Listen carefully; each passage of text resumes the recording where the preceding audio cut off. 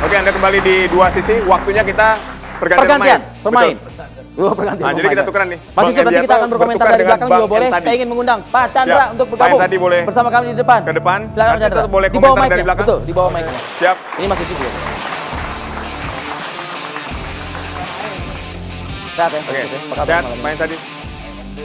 Enak manggilnya Pak atau Bang nih? Bang aja. Nice, baik. KJ Mas. Mas ya, Mas Ensadi, siap. Mic yang di meja mungkin bisa dibawa Pak Endi ya, mungkin di belakangnya. Ya, silakan Pak Endi. Ya, baik, siap. Ya, oke. Oke, boleh dibawa silakan Rito. Nah, saya ingin langsung ke Pak Chandra nih, Pak Chandra. Pak Chandra tadi sepertinya nggak mau lah saya terjebak dengan pembahasan yang lebih kepada parsial dari sebuah film begitu. Tapi secara overall, silakan Pak Chandra. Apa yang mau Pak Chandra? Kan nonton juga belum, bukan Pak Chandra ya kan? Silakan dengan mic-nya.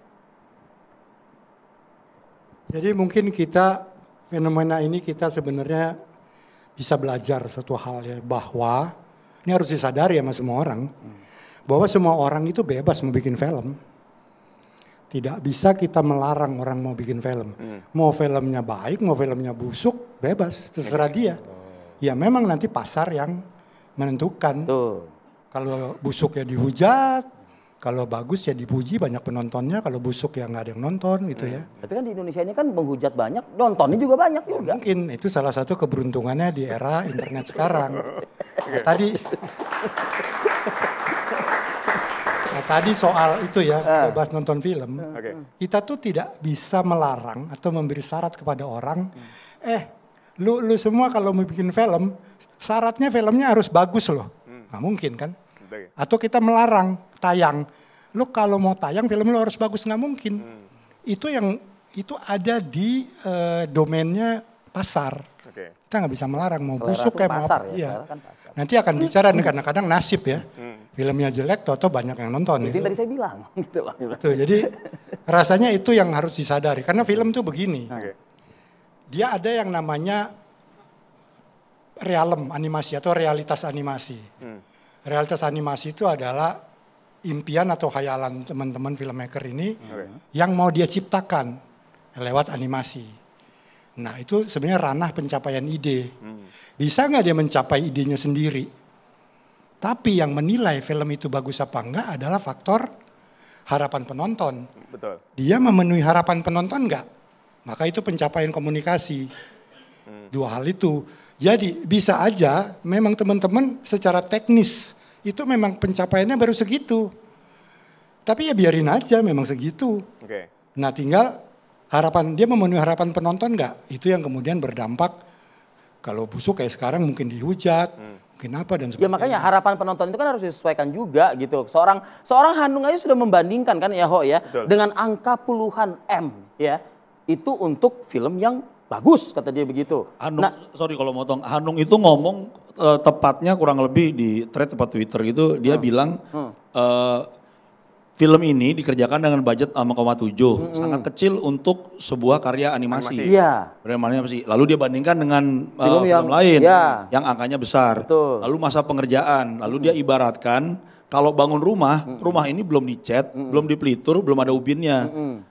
Lalu dia lanjutkan kalimatnya, kenapa sebuah rumah yang belum ada ubinnya, belum dipelitur, belum dicat. Kok nekat dilempar ke publik begitu? Kok sudah ditempati? Nah maksudnya itu. Nah lalu diartikan oleh entah media nyau dijadikan, di kalimatnya seperti itu. Kan diinterpretasikan bisa beda-beda tuh. Jadi sebetulnya Hanung lagi bilang, barangnya belum siap kok. Itu sebenarnya.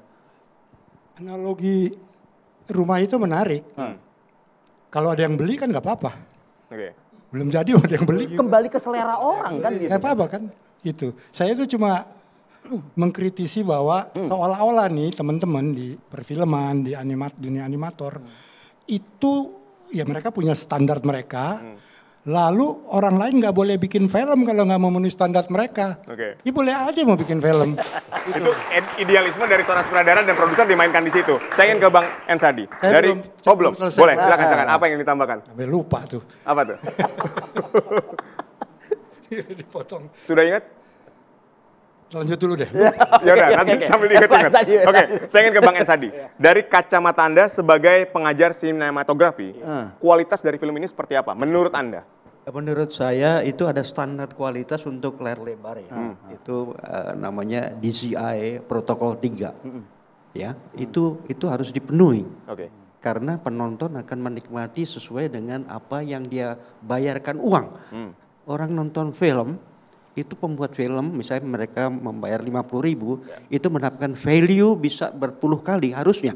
Dengan standar teknis yang dibakukan. Apa tadi DJI Protocol 3 itu apa? Standar Digital Cinema Initiative. Itu BIDAP ya, keluasan warna untuk mencapai tingkatan yang tinggi. Di atasnya REC 709 ini sekarang REC 709 ya. Itu di atasnya lagi. Itu untuk layar lebar ya. Tapi untuk membuat film, saya sebagai pengajar ya, saya ingat kalimat dari Stanley Kubrick. Cara belajar membuat film adalah bikin film itu sendiri. Ya, ada yang kualitas seperti ini, ada yang lebih di atasnya, ada yang lebih di bawahnya. Sampai saya sebagai pengajar tentunya, oh iya, saya mengajarkan sesuatu yang sesuai dengan standarnya. Untuk konten kalian yang milik ya. Misi kalian itu milik kalian, tapi standar teknis saya yang mengajarkan. Baik. Nah, apakah sesuai dengan standar teknis Anda film Merah Putih ini? Menurut Anda? Belum ya. Ya, itu belum. Itu kan ada BIDAP ya, ada yang misalnya di bioskop belum di accessible itu nggak bisa 8 bit ya. Dia harus di 8 bit itu cuma 17 juta per channel. Kalau 10 bit itu 1,7 miliar. Jadi tahu sendiri dengan itu kualitasnya kan pasti sangat itu ya, memanjakan penonton. Orang datang ke bioskop kan untuk dihipnotik, ya kan? Untuk betul untuk dihipnotis. Sesuatu suara. Tapi apa yang mau dihipnotis dengan kualitas yang? Nah itu yang. Saya berhenti di situ, kualitas yang itu berhenti. Iya itu. Yang baik. Ya. Hah? Yang baik. Saya tetap menurut mendukung Anda ya. Iya, menurut Anda loh ya kan. Ya itu seperti itu kira-kira ya. Itu standarnya. Ada standar baku. Ya, itu seperti itu kira-kira. Enggak, artinya yang film ini Merah Putih One for All ini sudah standar baku ini. Saya belum lihat seluruhnya filmnya, baru trailer. Ya, gitu. Nah, dengan trailernya aja dari trailernya ya itu ada di belum itu ya, tapi itu belum secara optimal. Ya, belum optimal ya. Ya. Nah, saya ke Pak Chandra lagi. Pak Chandra, kalau belum optimal kenapa dilempar ke pasar, Pak Chandra? Ya, lagi-lagi bebas-bebas aja. Menurut Anda gitu? Iya. Ya, karena kan gimana mau memanjakan mata kalau misalnya dulu masing-masing kan tadi Pak Indi udah cerita, tiap orang bikin film punya tujuan. Ya bebas-bebas saja sebenarnya. Satu hal gini, saya yakin ini meneruskan ini bahwa film pertama sutradara hebat kita itu sebagian besar nggak ada yang bagus. Itu pasti. Lalu dia belajar terus gitu loh. Nah, bagaimana caranya orang bikin film kalau tidak melalui proses bikin film yang salah? Itu. Bikin film pertamanya begitu. Film pertama tuh dia akan belajar tentang bagaimana secara teknis pencapaian ide, dia akan belajar bagaimana membaca harapan penonton dan sebagainya. Itu dia terus perbaiki. Kalau dia nggak pernah bikin salah, ya nggak mungkin. Memang ada orang bikin film pertama atau bagus. Itu tapi 1001, itu anomali memang itu. Tapi sebagian besar pasti film pertamanya ya jelek. Nah, jadi film pertama ini menurut Anda juga jelek? Nggak enak ya dengernya ya, kalau pertama jelek gitu loh. Ya secara kualitas kalau kita tanya ya banyak sekali kekurangannya. Tapi tidak ada yang salah dengan teman-teman. Iya, kita nggak ngomongin salah dan benar. Nggak ada yang salah, maksudnya what do you expect dengan 6.7 gitu? Bukan. Billion. Semua orang berhak bikin film. Ketika dia bikin film dia pertama tentu dia mengalami jalan terjal. Tentu dihujat. Tentu jangan-jangan gak ada yang nonton. Tapi kalau memang passionnya di situ, dia akan bikin lagi. Terus akan dia perbaiki. Oh ini gue salah nih bikin ini, terus gini. Terus diperbaiki.